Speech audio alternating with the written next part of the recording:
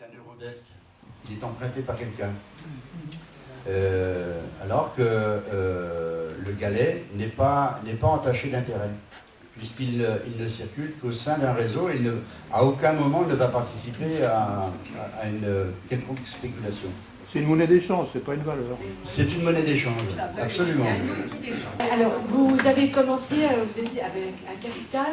Combien de galets avez-vous mis sur le marché, on va dire, et vous conservez sous quelle forme cette somme d'argent?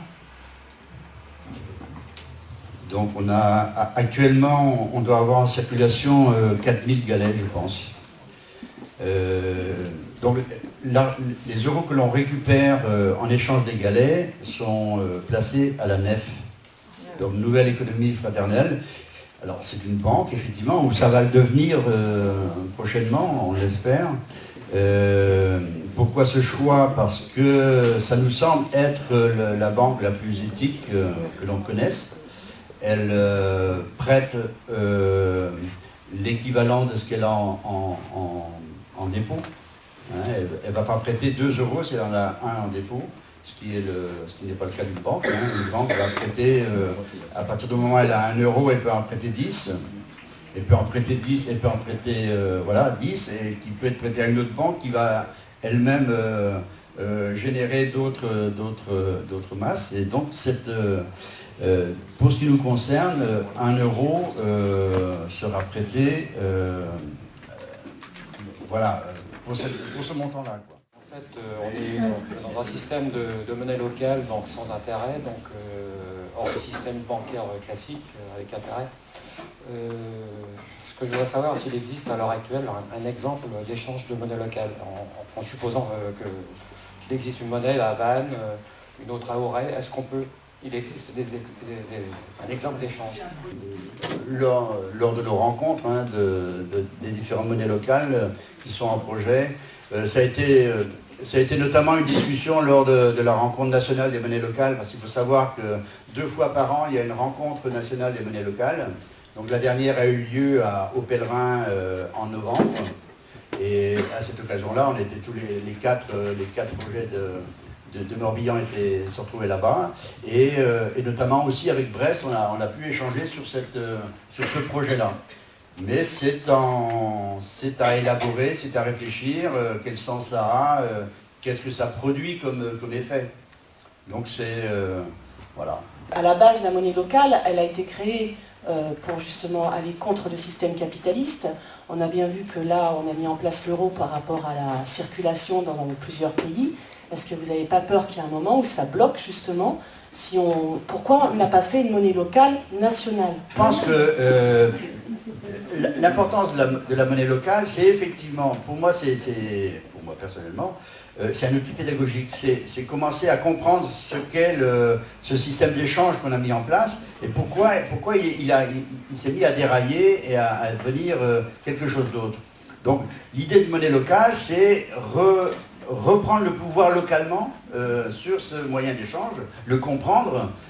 À partir du moment où on le comprend et qu'on lui donne un cadre de fonctionnement, à partir de là, on va pouvoir se mettre en dialogue avec d'autres qui sont... Là, on prend le cas du Morbihan. Il y a un moment donné, la question va se poser. Comment on travaille ensemble et comment chaque espace de réflexion va nourrir le projet global. Et donc, à partir de ce moment-là, on est dans une élaboration, une élaboration citoyenne. Et à partir de là, on met les cadres qui nous semblent les plus justes pour que, collectivement, on arrive à élargir le projet. Avec tous les dangers que ça comprend, forcément. Mais ça, je dirais que c'est l'humain qui est dans cette problématique. Derrière toi, il y a une carte qui circule où on voit des endroits où ça ne circule plus. Est-ce que tu peux nous donner les raisons pourquoi ça ne circule plus? Qu'est-ce qui n'a pas fonctionné? D'abord, juste un instant sur la monnaie nationale. Là, pour le coup, légalement, c'est clair, ça doit être géré par une association et sur un territoire limité. Donc, pas question pour nous de faire une monnaie nationale. Et il y a un deuxième élément aussi, c'est que quand on parle d'économie locale, c'est de penser aussi un peu au transport, par exemple. Est-ce que c'est sain d'acheter ici, localement Sur le boulanger, par exemple, c'est peut-être mieux qu'il achète sa farine justement dans le coin, dans le Morbihan, plutôt qu'il l'achète dans le Var, par exemple. Donc ça aussi, c'est un élément. Derrière l'utilisation de cette monnaie, il y a aussi des valeurs qui se mettent en place. Effectivement, sur le galet, il n'est pas possible aux particuliers d'échanger leur galet contre des euros. C'est en fait lié à un point de légalité qui est important, qui est que, en fait, si on autorise la reconversion des galets de la monnaie locale en euros, on sort de l'exemple on rentre dans un régime où on devient un établissement bancaire. Et ça entraîne des tas de conséquences. Il faut qu'on ait une autorisation de la Banque de France, il faut qu'on soit validé par je ne sais plus quel organisme. Donc la plupart des monnaies locales ne veulent pas rentrer dans cette contrainte légale qui est extrêmement pesante. Donc la plupart des monnaies locales, mais ce n'est pas une obligation, n'autorisent pas la reconversion, le galet en fait partie, en euros au niveau des particuliers. Là effectivement, dans votre cas présent, si vous avez mis plein de galets de côté et que vous ne pouvez pas les dépenser et que vous partez, effectivement, là, vous êtes un peu dans une impasse. Faut trouver des gens qui les reprennent.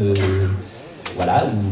Mais l'idée principale serait effectivement de si c'est pour un gros achat, entre guillemets, épargner en euros et faire le change qu'au moment où vous faites l'achat. Parce qu'effectivement, une monnaie locale, en tout cas le galet, n'est pas du tout destiné à être épargné. Au contraire, il est destiné à être circulé. Voilà.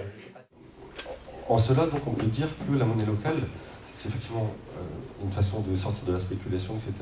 Mais c'est aussi une façon de transformer la société, en fait, en dirigeant les entreprises vers des façons plus vertueuses de produire, etc. Après, le sens, effectivement, donc depuis la loi, en fait, ça ouvre effectivement la possibilité de façon... Ça sécurise, en fait, les monnaies locales. Et on peut penser qu'il y a des structures, des collectivités locales notamment, qui vont pouvoir porter ces projets-là. Maintenant, on peut dire qu'il y a peut-être plusieurs visions, plusieurs façons de voir les choses. En fait, là, on s'inscrit plutôt dans les cadres des monnaies locales complémentaires et citoyennes. Ça veut dire que c'est une démarche des citoyens donc, qui se réunissent sous forme de collectif ou d'association pour créer la monnaie locale. Et c'est pas une démarche qui vient d'en haut d'une collectivité. Ça existe par exemple à Nantes où vraiment ça dépend. Voilà, à Rennes c'est en Ille-et-Vilaine, donc c'est porté un peu par le Conseil général. Et donc la démarche n'est pas la même et puis les buts derrière sont pas forcément les mêmes. Donc lorsque c'est citoyen, c'est simplement à nous de donner le sens. Et c'est la première chose qu'on a fait à Vannes, c'est-à-dire on a défini en gros nos utopies, ça veut dire les objectifs qu'on veut se fixer à long terme, qui vont nous servir de ligne conductrice. C'est-à-dire que voilà, l'objectif majeur c'est relocaliser l'économie, après dans le respect de l'humain, de l'environnement, etc.